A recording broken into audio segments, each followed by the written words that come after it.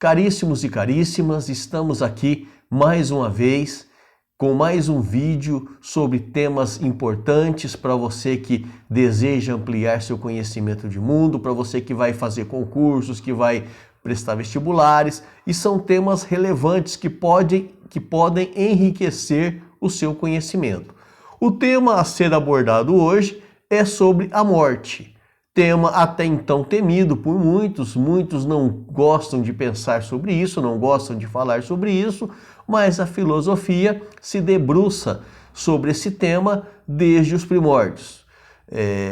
Os antigos egípcios, eles levavam muito a sério essa questão da vida após a morte. Eles acreditavam que a morte não era o fim, era apenas uma passagem para um outro mundo, para uma outra vida.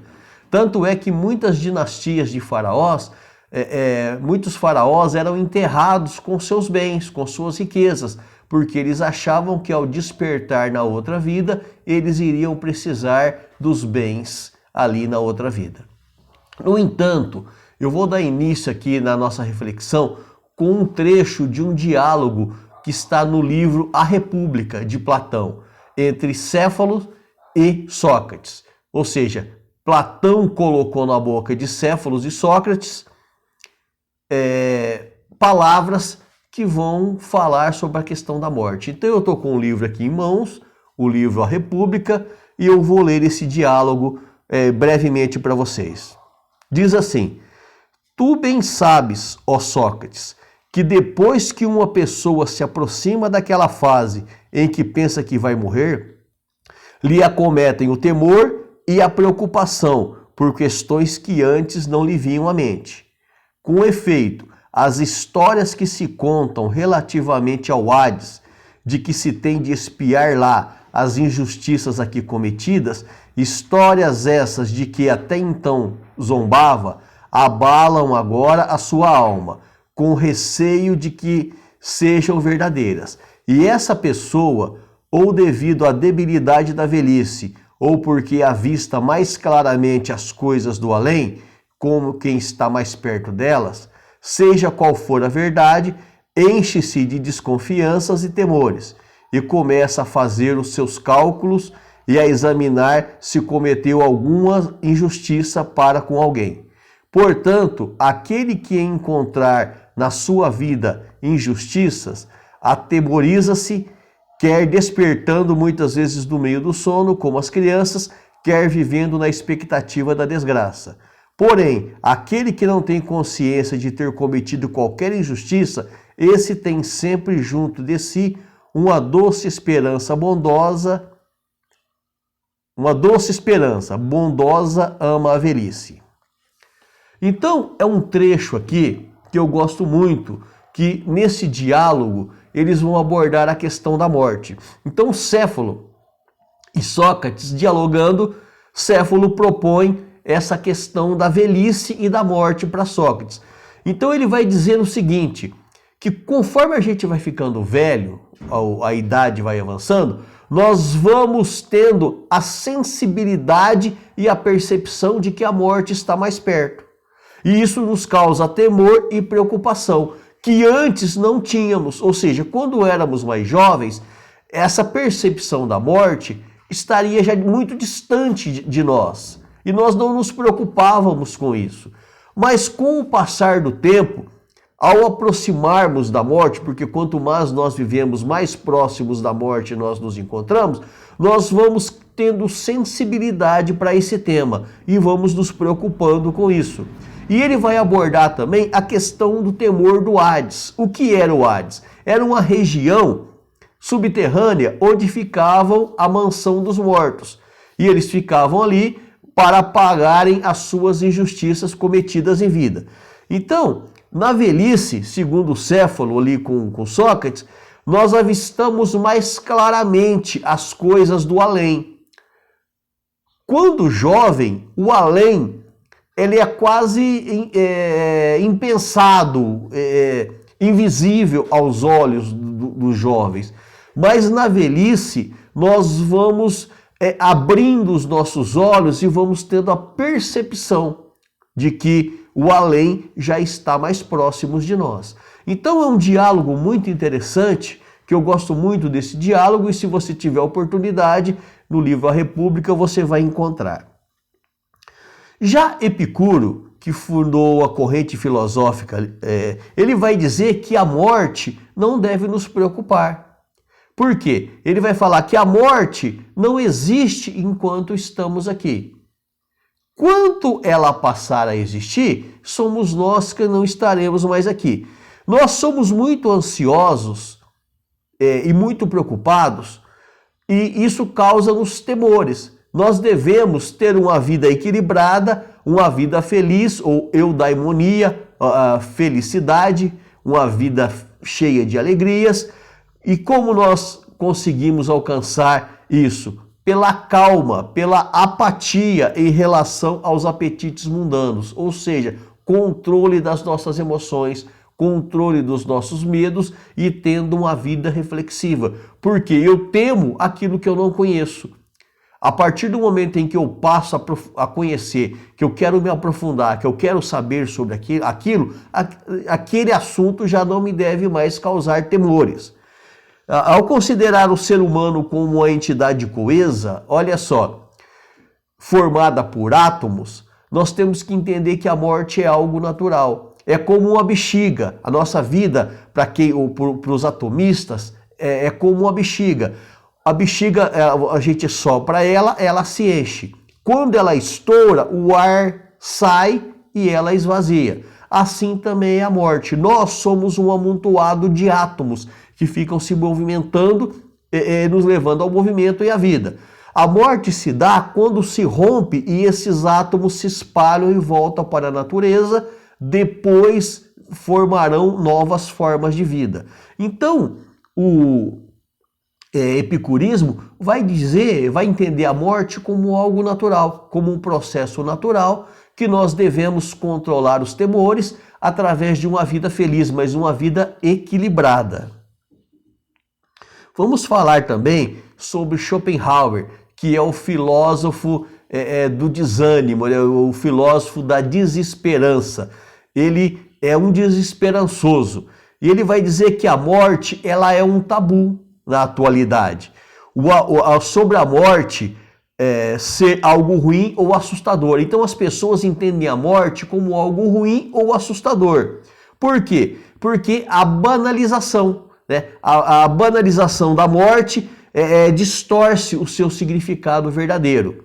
Então ele vai dizer que houve uma construção histórica que a sociedade compõe de ignorar a morte e viver como se essa nunca fosse chegar. Schopenhauer vai dizer o seguinte, que nós menosprezamos a morte, que nós achamos ou vivemos pensando que ela nunca vai chegar. E isso é um erro. Nós não podemos banalizá-la. Nós temos que procurar entendê-la como um processo inevitável e isso nos conduz a uma vida melhor.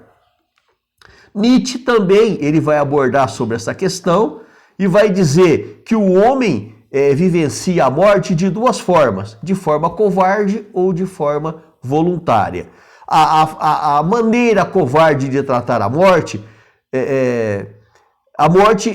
quando se vê a morte como um acaso, cujo efeito imediato é o desejo de morrer. Então a pessoa pessimista ou a covarde, ela vai encarar a morte da seguinte maneira: é um efeito imediato e o desejo pela morte, ou seja, não tem prazer da vida, não tem sentido viver. Já a morte voluntária é uma atitude racional, consciente de emancipação humana. O homem emancipado, ele vai compreender todas as etapas da vida. O homem emancipado, ele vai entender que ele nasce, cresce e morre. Essa é a morte voluntária. Já a morte covarde é aquela que a pessoa não compreende o sentido da vida e da morte e deseja a morte como algo inevitável, né, e imediato. Não luta para compreender as causas das coisas em si. Martin Heidegger vai dizer que o ser do homem é um ser que caminha para a morte e que concretiza-se a partir dos conceitos de preocupação, angústia, conhecimento e complexo de culpa. Então Heidegger vai dizer que nós nos sentimos ameaçados, nos sentimos afrontados pela morte, pelo sentimento de culpa, pelo sentimento de angústia e de preocupação.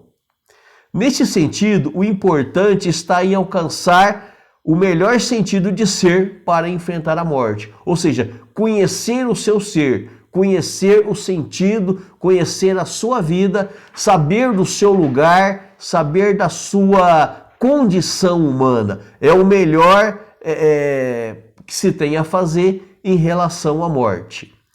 Eu estou aqui de forma breve, de forma bem resumida, falando sobre o que pensam alguns filósofos, para que depois, em sala de aula, nós podemos aprofundar esse tema. Michel de Montaigne vai dizer que morrer vai muito além do seu sentido comum. Meditar sobre a morte é meditar sobre a liberdade. Então a morte ela é muito além daquilo que as pessoas entendem. E para nós vivermos melhor, nós temos que meditar sobre a morte. Para nós nos sentirmos livres desse tabu. A morte ela é uma forma de liberdade, em que felizes são aqueles que não sentem temor diante dela. Existem os que consideram a morte um mal e os que consideram a morte um bem. Para muitos ela é um mal, as pessoas temem e não querem pensar, se pudessem preferiam ter a vida eterna, de medo de encarar a morte. Para outros ela é um bem, ela não é motivo de preocupação. No entanto, outros vão dizer que a morte se dá quando nós nos sentimos deslocados no tempo. O que isso quer dizer? Nós nascemos em um determinado período da história. Nós nascemos dentro de um determinado grupo de gerações.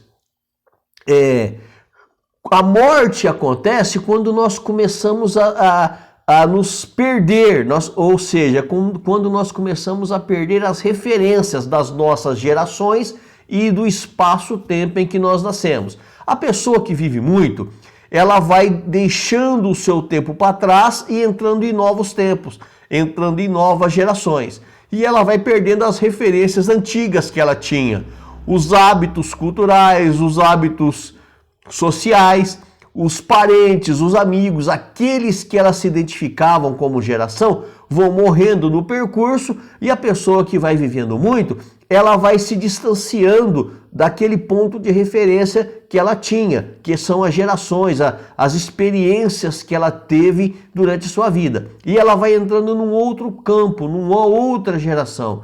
E esse deslocamento do tempo vai deixando a pessoa sem identidade, ou a pessoa vai perdendo sua identidade em relação à geração dela.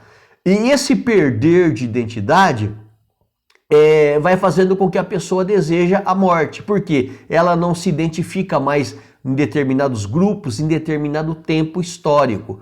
É como se fosse aqueles zumbis, aqueles filmes de zumbis. São pessoas de outro tempo que insistem em viver num tempo que não lhe pertence mais. Então, a morte se dá pelo deslocamento. Nós vamos perdendo a identidade daquele período que nós nascemos e vamos entrando em um outro período que não faz parte da nossa vida. Já na biologia, a morte é algo necessário e inevitável. Então, biologicamente falando, nós temos que entender que nós nascemos, crescemos e morremos.